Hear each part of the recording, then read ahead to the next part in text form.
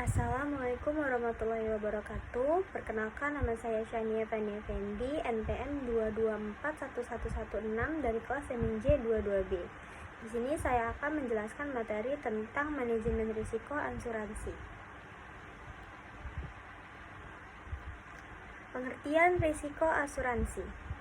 Manajemen risiko asuransi adalah proses pengelolaan risiko yang mencakup identifikasi, evaluasi, dan pengendalian.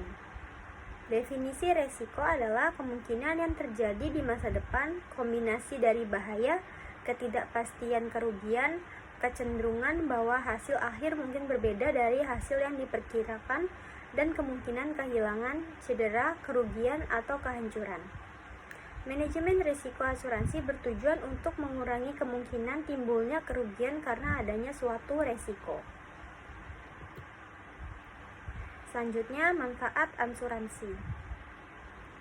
Di samping sebagai bentuk pengendalian risiko atau dalam kurung secara finansial, asuransi juga memiliki berbagai manfaat yang diklasifikasikan ke dalam pertama fungsi utama, yang kedua fungsi sekunder, dan yang ketiga fungsi tambahan. Fungsi utama asuransi adalah sebagai pengalihan risiko, pengumpulan dana, dan premi yang seimbang. Fungsi sekunder asuransi adalah untuk merangsang pertumbuhan usaha, mencegah kerugian, pengendalian kerugian, memiliki manfaat sosial, dan sebagai tabungan. Sedangkan fungsi tambahan asuransi adalah sebagai investasi dana dan invisible earning. Apa itu risiko?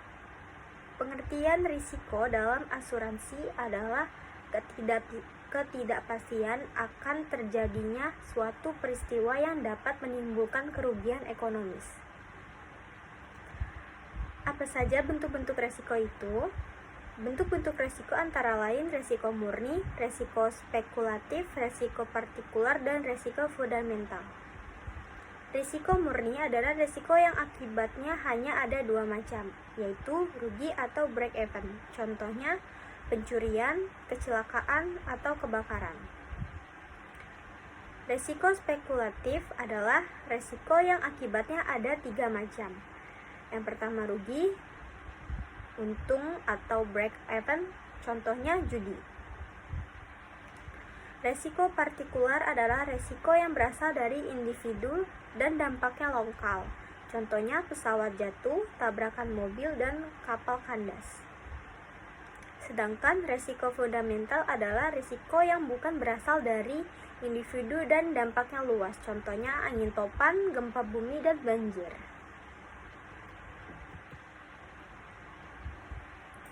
Apakah semua risiko dapat diasuransikan? Jawabannya, tidak semua risiko dapat diasuransikan.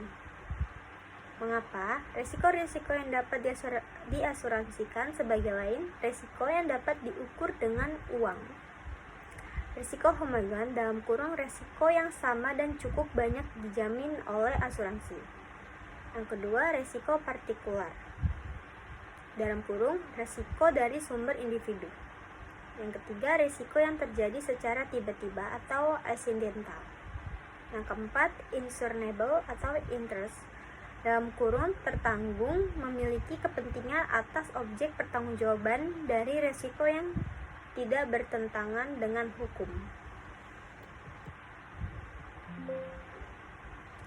Terima kasih, itu saja yang bisa saya sampaikan. Kurang lebih mohon maaf. Wassalamualaikum warahmatullahi wabarakatuh.